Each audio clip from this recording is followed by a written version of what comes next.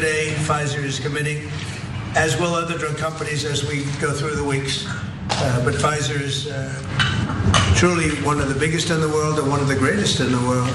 Today, Pfizer is committing to offer all of their prescription medications to Medicaid, and it will be at the most favored nation's prices. It's going to have a huge impact on bringing Medicaid costs down like nothing else. These drugs will be available for direct purchase online at a website operated by the federal government. We're also announcing that moving forward, all new medications introduced by Pfizer to the American market will be sold at the reduced most favored nation costs.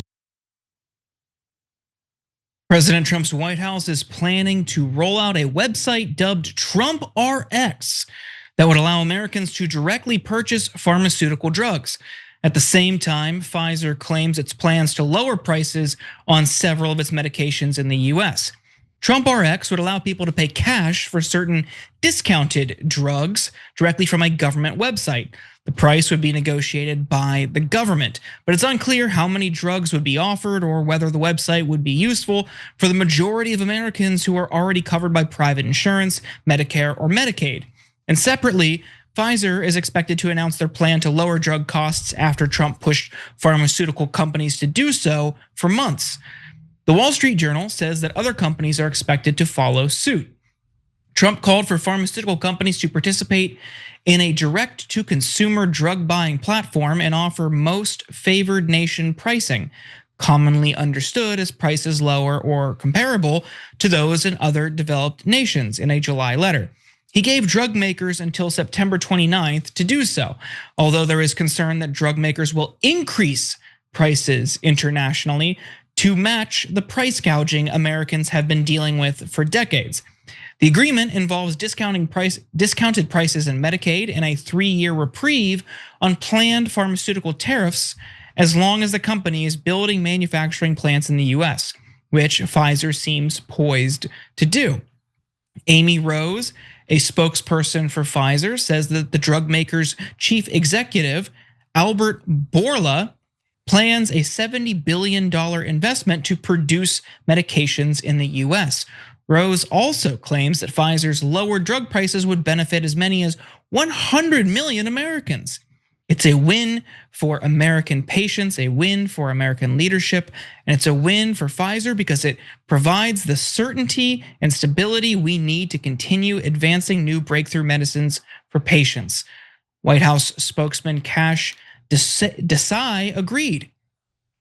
President Trump is leveraging the power of the federal government to drastically cut drug prices for everyday Americans. Democrats talked the talk for decades about drug prices, but only President Trump is actually walking the walk. In the end, this all might be the result of one of Trump's threats. Last week, he asserted that branded drugs that are imported to the states would face 100% tariffs if they're not building facilities in the US.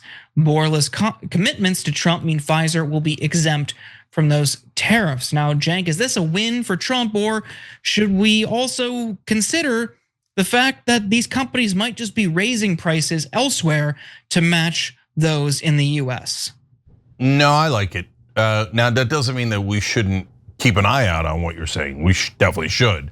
And if they do raise prices in other places so that we wind up getting to the same price, then we should report on that and tell the American people what frauds they are, et cetera. And you look, when you're talking about big pharma, it's the biggest lobby. It makes AIPAC look like a toddler.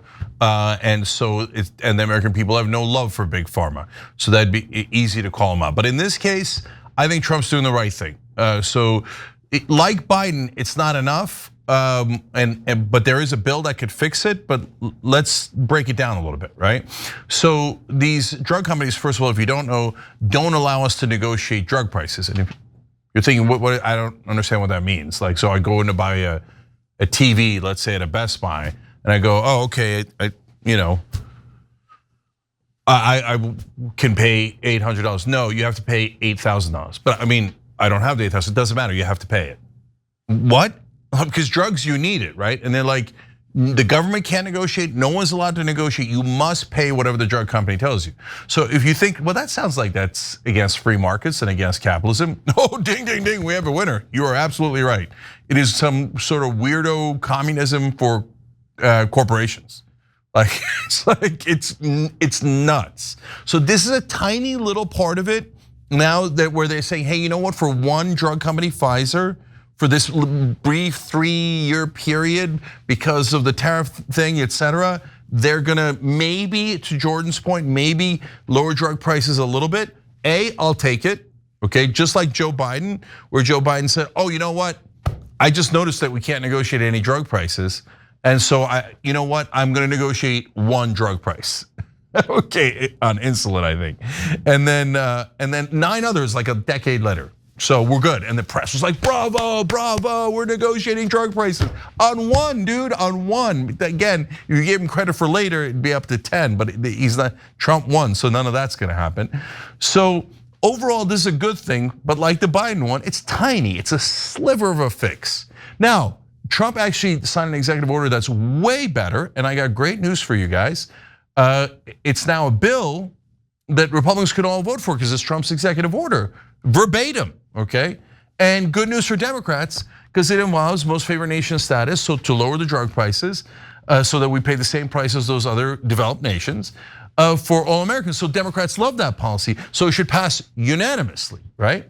Ro Khanna came up with it. Of course, on Operation Hope that we run at TYT, volunteers are calling their lawmakers, Republicans and Democrats, and saying, why don't you pass this bill? This, like, it has nearly 100% approval. Why don't you pass it? And you'll be shocked to find out that all of Congress has no interest in passing it. None. The Republicans are like, oh, it's a Trump executive memo? I don't, executive order. Shh, don't tell our base, don't tell our base. Of course we're not gonna do that, that's for the average American, right? And the Democrats are like, oh, that's exactly our policy. Oh no, we're not gonna vote yes. Okay, so they can actually fix this tomorrow, pass the bill. Pass the bill, and the whole thing's fixed, not just for Pfizer, not just for a limited time, and then we hope and pray that they don't raise the prices elsewhere, and not for just one drug or 10 drugs, for all drugs. So we get back to a free market, we get back to sanity. No other country does this. The only reason why our country does this maniacal thing, when you tell, and I've been in other countries, and I've given speeches, and I tell them this part, they don't believe me. They're like, that's the craziest thing we have ever heard. How could America, that like the leaders in capitalism, say that you have to pay whatever a corporation tells you? That's insane, right?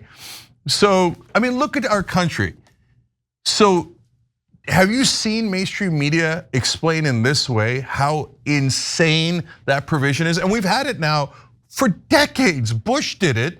Then Obama ran an ad saying, well, I'm never gonna do that. He got in, he's like, oh yes, sir, drug companies, I'm so sorry, we're not negotiating anything, okay? So Obama did nothing, Trump did nothing in his first term, Biden did the 1 to 10 drugs, and now Trump's like, oh, I got a sliver for you guys. But am I in favor of the sliver? I am. But we are asking you guys in the live chat poll, be part of the live show, you crazy, 6 to 8 p.m. Then you become part of the show. So I'm curious what you guys think. Does Trump deserve cookies for this? So 70% saying no, not good enough. Jordan, what do you say?